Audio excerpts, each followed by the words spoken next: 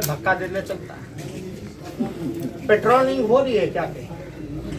पटना जैसे राजधानी में क्या रात में पेट्रोलिंग होती है ढंग से? आप बेसिक रूटीन वर्क नहीं कर पाते। आपका पुलिस का पूरा सिस्टम खाली कमाई में लगा हुआ है। क्या कार्रवाई? कुछ दिन पहले आपने एसपी का वीडियो ऑडियो सुना था, फलना चौक पे कितना वसूली हुआ, वसूली करा रहे लोग। तो आपको क्या लगता है अपराध रुकेगा इससे? क्या अपराधियों के मन में खौफ होगा? बिहार के डेली अपहरण, लूट, मर्डर, हत्या हो रही है। पहला पुलिसिंग का डिपार्टमेंट की यह जिम्मेवारी होनी चाहिए कि हत्या, लूट, अपहरण, बलात्कार को रोके। आपका पुलिस क्या ट्रक वसूली से, बालू वसूली से, शराब का बोतल के पिछले सुंगले चल रहा है, कहाँ मिल रहा है, नहीं मिल रहा। पूर्व में डीजीपी ने तो खुद स्वीकार किया था कि बिहार पुलिस के थाना जो है वो बिकवाने का काम करती है। तो आप कैसे उम्मीद कर सकते हैं? अपराधियों का जिम्मेवारी तुलना आपके शासनकाल से अपराधियों का क्लू मुख्यमंत्री पत्रकारों से मांग रहे हैं। मोहन दाडो टाइम पता है? हड़प्पा टाइम, आपके कार्यकाल से तुलना कर रहे हैं। हड़प्पा टाइम पता है? वकील की हत्या वहाँ उस समय भी अपराध होता था क्या? उससे तुलना कीजिएगा आप। जो फर्स्ट सिविलाइजेशन था, मोहनजोदाड़ो, हड़प्पा सिविलाइजेशन। अपराधियों का क्लू मुख्यमंत्री पत्रकारों से मांग रहे हैं। अरे भाई 16 साल कम होता है क्या? 2 उप मुख्यमंत्री हैं भाई, मजाक है? क्या हो रहा है बिहार? मुख्यमंत्री मीडिया के सामने फोन लगाते हैं, डीजीपी को कहते हैं कि आप एक नंबर जारी करिए, उसके बाद एक नंबर जारी होता है। अरे भाई एक बार हुआ है, लॉकडाउन भूल गए क्या? लॉकडाउन भूल गए?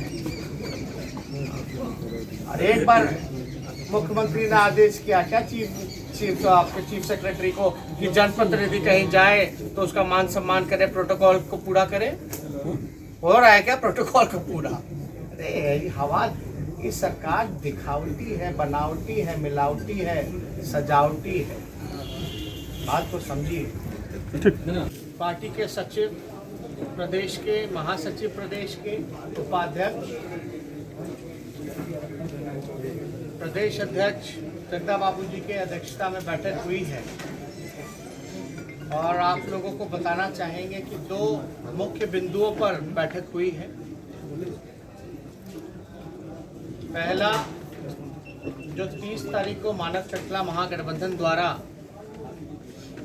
किसानों के मुद्दों पर जो काला कानून है उसके खिलाफ जो मानव श्रृंखला हम लोग बना रहे हैं, उसको तैयारी को लेकर के। दूसरा, जो हमारा धन्यवाद यात्रा जो होगा उसको लेकर के हमारी प्रदेश के संगठन में सभी पदाधिकारियों के साथ बैठक हुई। और मुख्य वजह आप लोगों को यहाँ बुलाने का ये रहा कि बिहार जो है crime capital of the country होता जा रहा है। बिहार में लगातार अपराध बढ़ते चले जा रहे हैं। कल बड़ा हास्यास्पद था जब मुख्यमंत्री जी की बौखलाहट हम लोगों ने देखा। मजबूर, बेबस, लाचार और बेहद ही कमजोर और थका हुआ मुख्यमंत्री बिहार के जो चोर दरवाजे से बने हैं माननीय नीतीश कुमार जी लग रहे हैं। पत्रकारों के सवाल को लेकर के जो जायज सवाल है कि अपराध क्यों बढ़ा, कब रुकेगा, प्रशासन कोई कार्रवाई क्यों नहीं कर रही है और मुख्यमंत्री का इकबाल खत्म हो गया है, इसको लेकर के मुख्यमंत्री पत्रकारों से ही धमकाने का काम कर रहे हैं। ये कह रहे हैं कि मनोबल जो है आप मत गिराइए पुलिस वालों का। और बिहार में लगातार सरकार जो है, जो बैठे हुए सत्ता में, वो अपराधियों को संरक्षण देने का काम कर रहे हैं। एक आध उदाहरण नहीं है, अनेकों उदाहरण है, चाहे बालिका गृह मुजफ्फरपुर कांड का क्यों ना हो। और मुख्यमंत्री प्रेस विज्ञप्ति जारी करते हैं जब रुपेश सिंह की हत्या होती है कि अपराधी पकड़ा जाए। वो किससे अपील कर रहे हैं? लगातार 16 साल से बिहार के मुख्यमंत्री गृह डिपार्टमेंट उनके पास, और वो मांग कर रहे हैं। किससे मांग कर रहे हैं? विपक्ष से मांग कर रहे हैं कि अपराधी को पकड़ो। कौन पकड़ेगा अपराधियों? पूरी तरीके से एनसीआरबी का आंकड़ा वो दे रहे हैं। उनको पता होना चाहिए एनसीआरबी के उन्हीं के आंकड़ों में जो संगीन मसले हैं, हत्या जैसे, अपहरण जैसे, बलात्कार जैसे, बिहार दूसरे और तीसरे नंबर की राज्य में है। हम केवल मात्र सवाल इतना ही पूछना चाहते हैं नीतीश कुमार जी से कि बिहार में अपराध किन कारणों से हो रहा है और कौन कर रहा है।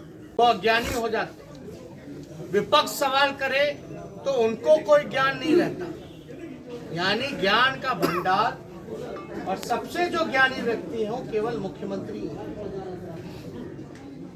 आश्चर्य लग रहा है कि वो पूछ रहे हैं कि बताएं कि किसने अपराध किया है, और यही भिक्षा समीक्षा जो करते रहे हैं, पैसे का लेन देन, अधिकारियों का तबादला, इसको लेकर के हम लोगों ने सवाल उठाए हैं कई एक प्लेटफॉर्म पर। आरसीपी टैक्स को लेकर के आज उनके अधिकारी, कमिश्नर हो, डीजीपी हो, कोई फोन नहीं उठाता। और इसलिए हमको लगा कि भाई बीजेपी के लोग सवाल खड़ा कर रहे हैं। किससे सवाल कर रहे हैं? सरकार में बीजेपी है लगातार 16 सालों से। पहली बार प्रदेश का 2 उप मुख्यमंत्री मिला और दोनों एक ही पार्टी के हैं, बीजेपी के हैं, और सवाल किससे पूछ रहे हैं? कौन कार्रवाई करेगा? ये बीजेपी के लोग या नीतीश कुमार जी की पार्टी? इन्होंने ही ना चूज किया, सेलेक्ट किया, नॉमिनेट किया। यानी बीजेपी खुद अगर सवाल खड़ा कर रही है तो अपने आप पे खड़ा कर रही है और अपने ही सरकार पे कर रही है। यानी आप समझ सकते हैं कि बिहार में कितना अपराध बढ़ गया। दिन दहाड़े किस प्रकार से पटना जो राजधानी है वहां रुपेश सिंह को क्रिमिनलों ने, अपराधियों ने ढूंढ डाला। उनकी बेटा 4 साल का है। वो कहते हैं कि हमको बिहार पुलिस पे भरोसा नहीं, सीबीआई जांच होनी चाहिए। आप समझ सकते हैं 4 साल का लड़का जब कहता है बिहार पुलिस पे भरोसा नहीं है, तो आप कल्पना कर सकते हैं कि बिहार पुलिस की स्थिति क्या है।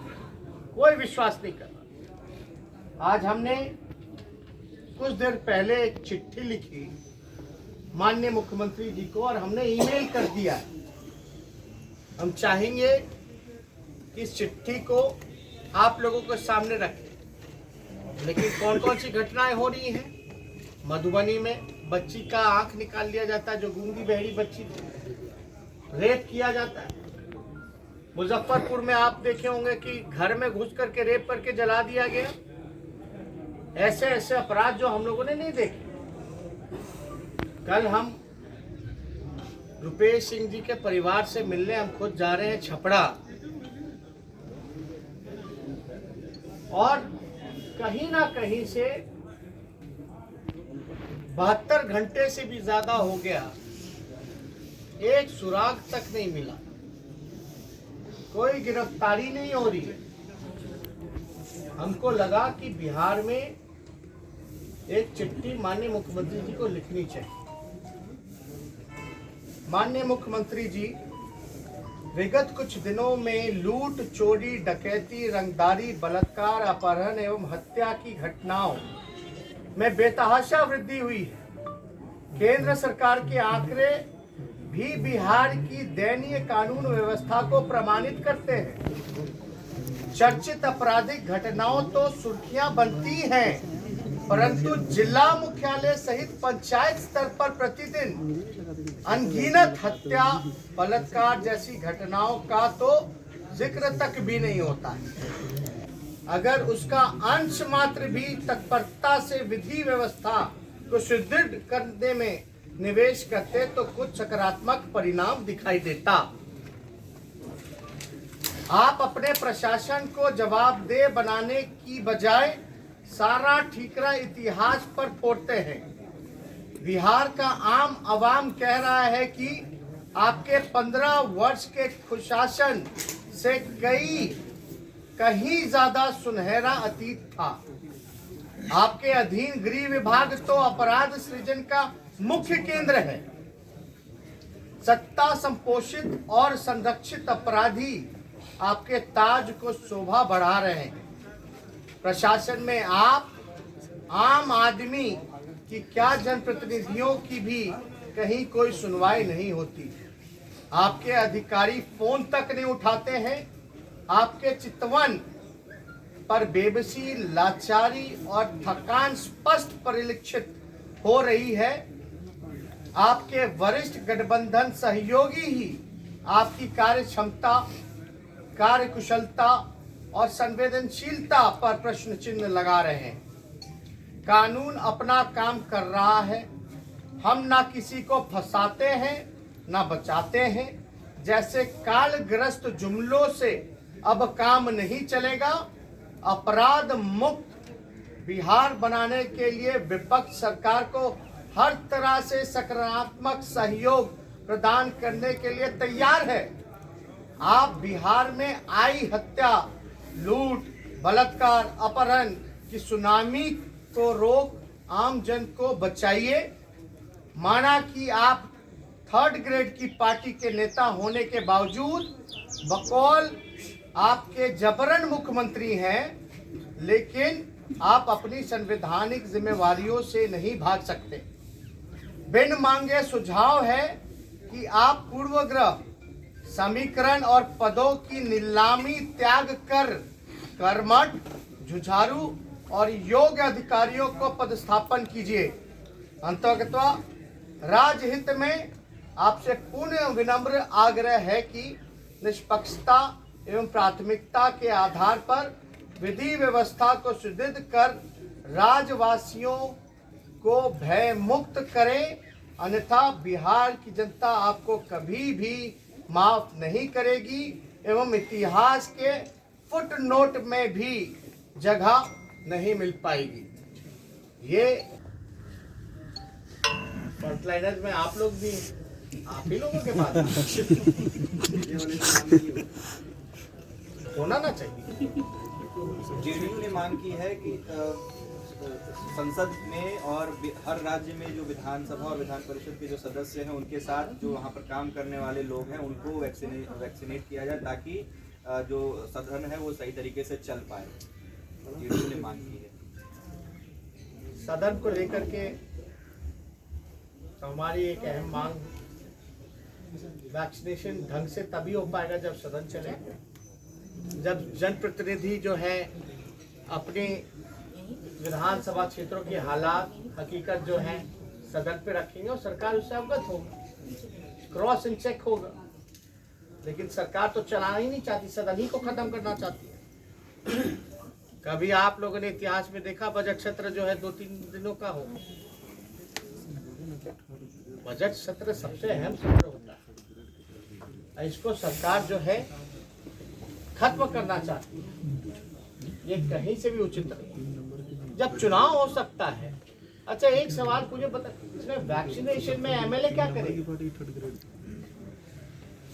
इंजेक्शन वैक्सीन तो वो नहीं देने वाला है। हाँ, लेकिन विधायक अपना काम जरूर कर सकता है, सदन अगर रहे तो। वो हकीकत जो है अपने क्षेत्रों का जो समस्या है वो ज़रूर सभा में, विधानसभा में बता सकता है, जिससे सरकार अवगत भी हो। कई बार आप लोगों ने देखा हो ना, कोरोना टाइम में मुख्यमंत्री ने भाषण दे दिया कि भाई मास्क मत लगाओ, बोला था कि नहीं बोला था? और फिर बाद में बोलते हो तो अधिकारी ने बोला तो बोल दी, तो फिर वही धंधा चलेगा। तो इसलिए हम चाहते हैं विधानसभा चले, सही आंकड़े सामने आएंगे, कहाँ किसको कितना वैक्सीनेशन लग रहा है, नहीं लग रहा है। तो इसलिए चाहते हैं कि विधानसभा सत्र भी जो है ट्रेडिशनल वे में, परंपरागत तरीके से चले। धन्यवाद यात्रा को लेकर कोई फैसला नहीं हुआ, कब से धन्यवाद यात्रा कर जाएंगे? धन्यवाद यात्रा तो करना ही है, हम तो खाली नोटिफिकेशन का इंतजार कर रहे हैं विधानसभा। एक बार डेटवा सामने आ जाए, आते ही उसके अगले दिन आप लोगों को अपना तारीख जो है धन्यवाद यात्रा का बता दिया जाए। अच्छा, आपने कहा जदयू को लेकर कहा है, मंत्री के बारे में, लेकिन अब बिहार अपराध नहीं सहेगी। बिहार को भय मुक्त बनाना है और सरकार लगातार अपराधियों का संरक्षण कर रहा है। मुख्यमंत्री थके हुए हैं, उनसे बिहार संभल नहीं रहा, गृह डिपार्टमेंट नहीं संभल रहा। ये उनके खुद के सहयोगी सवाल उठा रहे। 4 साल का बेटा वो बिहार पुलिस पे विश्वास नहीं कर रहा। तो आप समझ सकते हैं कि क्या स्थिति बिहार में महाजंगल राज कायम हो चुका है, और महाजंगल राज का महाराजा कौन है ये किसी से छिपा नहीं। हमारा साफ तौर पे चुनौती है, 1 महीना में अगर अपराध कंट्रोल में नहीं आया तो हम अपने सारे महागठबंधन विधायकों के साथ दिल्ली कूच करेंगे और राष्ट्रपति से मिलकर के राज्य सरकार की शिकायत और व्यवस्था जो ग्राउंड हकीकत है उसको राष्ट्रपति के सामने हम लोग रखेंगे। और हमें पूरा उम्मीद है कि मुख्यमंत्री हमारे चिट्ठी का जवाब दे ना दे, लेकिन जो बिन मांगा जो हमारा सलाह है उस पर जरूर अमल करेंगे। और हकीकत क्या है सब लोग जान रहे हैं। अब तक दुर्भाग्यपूर्ण है, इतनी बड़ी घटना का अंजाम अपराधियों ने दे दिया है और अब तक कोई ठोस कारण निकल करके नहीं आया। यह तो सीधा एक ही मात्र सवाल है, बिहार में क्यों हो रहा है, कौन कर रहा है अपराध? क्या मुख्यमंत्री की इतनी जिम्मेवारी नहीं बनती, नैतिक जिम्मेवारी नहीं बनती कि इन प्रश्नों का जवाब दे? हालांकि आप सब लोग जान रहे हैं कि क्या स्थिति है, कोई जवाब नहीं है।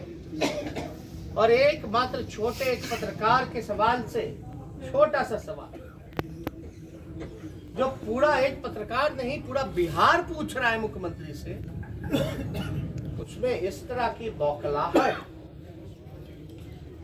दर्शाता है कि बिहार को एक थका हुआ, बेबस और कमजोर मुख्यमंत्री बिहार पे थोपा गया है। तो और कोई आप लोगों का सवाल होगा तो पूछ सकते हैं। मर्डर केस में कहीं ना कहीं से बड़े बड़े लोगों का इन्वॉल्वमेंट था, तो 72 घंटा से भी ज्यादा हो गया, तो ये ऐसा लग रहा है कि इसमें कहीं बड़े बड़े लोगों का हाथ या इनके मंत्रियों का तो हाथ नहीं है। ये तो जांच ही बताएगा, या कहीं दबाया जा रहा हो, छिपाया जा रहा हो, कहीं बड़े लोगों का इन्वॉल्वमेंट हो। वैसे तो सोशल मीडिया पे तरह तरह की बातें चलती रहती हैं, लेकिन संदेह तो यही होगा ना कि कोई गिरफ्तारी नहीं हो रही, कोई सुराग नहीं मिल रहा, कहीं बड़े लोगों की इन्वॉल्वमेंट तो ना। इसलिए हम लोग मुख्यमंत्री का ये कहना कि अपराध कहाँ हो रहा है ये थोड़ी पहले से पता था, मुख्यमंत्री का ये कहना, इसे कैसे देखते हैं? अपराध कहाँ हो रहा है, कैसे हो रहा है, पता थोड़ी रहता है, पुलिस इन्वेस्टिगेट कर रही है। वो तो कह रहे थे अपराध हमने तो बिहार में साफ बोला कि कानून अपना काम करेगा, ना बचाते हैं ना फंसाते हैं। ये तो उनका जो है कह सकते हैं पेट डायलॉग है। अब इससे काम नहीं चलता। आप सत्ता में, आपको सब चीजों का जानकारी है। थाना है, हर जगह है, एसपी है, टीम बना रहा है कि क्या है? घटना होने के बाद क्या कार्रवाई किया, क्या सुराग निकाला? और सब जगह तो तुरंत जो है कार्रवाई होती है, इम्प्लीमेंट होता है, पकड़े जाते हैं लोग। यहाँ पताल में क्यों घुसा दिया जाता है?